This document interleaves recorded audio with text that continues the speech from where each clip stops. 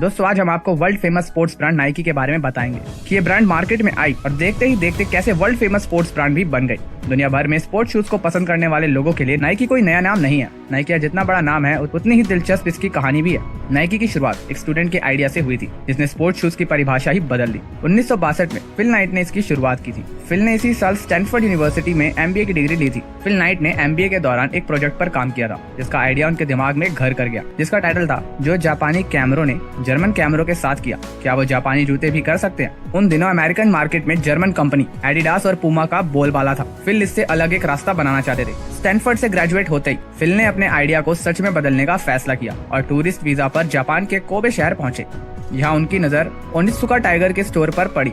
ओनित्सुका tiger in दिनों Japan में काफी प्रचलित थे, लेकिन वे अमेरिका के बाजार में नहीं मिलते थे। आमतौर पर ओनित्सुका टाइगर रनर के लिए जूते डिजाइन करता था जो काफी हल्के और कंफर्टेबल भी होते थे। फिल नाइट ने इन्हें अमेरिका बाजार में बेचने का फैसला किया और इसके लिए उन्होंने ओनित्सुका कंपनी के मालिक कियाचिरो ओनित्सुका से मुलाकात का फैसला किया।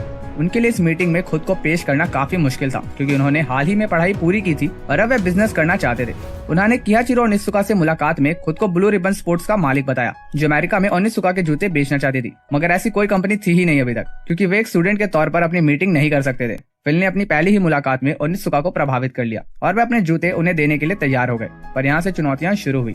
उनके लिए सबसे बड़ी चुनौती जूतों को एडिडास के जूतों से सस्ता बेचना था क्योंकि उन दिनों अमेरिका बाजार में एडिडास का एक तरफा कब्जा था। फिल नाइट ने ओनित्सुका को अपना पहला ऑर्डर दिया। 1964 के पहले हफ्ते में ही उनका पहला शिपमेंट डिलीवर हुआ, जिसे देखकर वो खुश तो काफी हुए, पर अब इसे मार्केट में बेचना भी एक चैलेंज था। उन्होंने इसे कार की डिक्की में बेचना शुरू किया, मगर कुछ समय बाद ही उन्हें लगा यह तरीका सही नहीं है। उन्होंने अपने कोच से अपना आइडिया शेयर किया। बिल बोवरमैन ने फिल के इस आइडिया को काफी पसंद भी किया। इसके बाद दोनों ने ब्लू रिबन के बिजनेस को आगे बढ़ाया। बिल बोवरमैन स्पोर्ट्स कोच थे, इसलिए उन्हें इन जूतों को बेचने में कोई खास परेशानी नहीं हुई। फिल और बिल ने बाद में 300 जूतों का ऑर्डर ओनित्सुका को दिया। ये शिपमेंट अप्रैल 1964 में आई। कुछ ही महीनों में ये जूते भी बिक गए।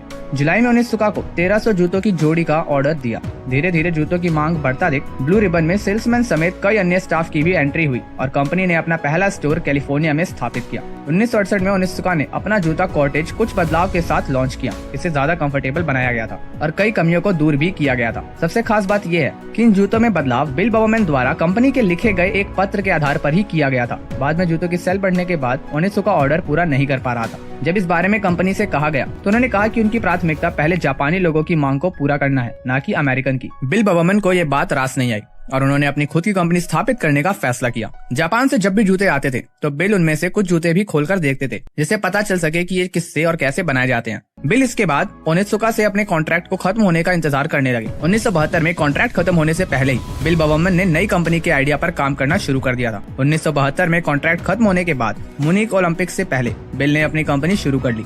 इसका लोगो जो आज ब्रांड के नाम के साथ बड़ा हो गया, उसे बनाने की जिम्मेदारी पोर्टलैंड स्टेट यूनिवर्सिटी के डिजाइनिंग के छात्रों को दी गई। इसमें कैरोलिन डेविडसन ने इसका लोगो बनाकर तैयार किया, जिसके लिए उन्हें सिर्फ $35 दिया गया था। लेकिन बाद में नाइकी ने $6,40,000 के नाइकी प्रोडक्ट उनको गिफ्ट कर दिए। जूतों की क्वालिटी बनाए रखने के लिए इन्हें जापान में भी बनाने का फैसला किया। लॉन्चिंग के कुछ ही सालों में कंपनी की सेल तेजी से बढ़ती गई। 1989 में नाइकी अमेरिका की सबसे बड़ी स्पोर्ट्स शूज कंपनी बन गई। फिल के आइडिया और बिल की मेहनत से नाइकी आज दुनिया की सबसे बड़ी स्पोर्ट्स शूज कंपनी में गिनी जाती है।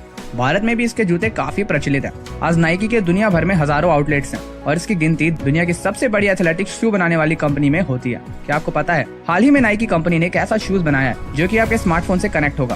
फ्रेंड्स, नाइकी केवल शूज तक ही सीमित नहीं है, बल्कि इसके स्पोर्ट्स और भी बहुत से आइटम्स हैं जो काफी लोकप्रिय हैं, जैसे कि T-shirts, jacket, glasses, hats, gloves आदि। नाइकी 2005 से भारतीय क्रिकेट टीम का ऑफिशियल किट स्पॉन्सर है। तो दोस्तों, बस अंत में इतना कहना है कि कोई भी छोटा या बड़ा नहीं होता, बड़ी होती है लगन। लगन और मेहनत से किया हर काम हमें सफलता के उच्च शिखर तक ले जाता है।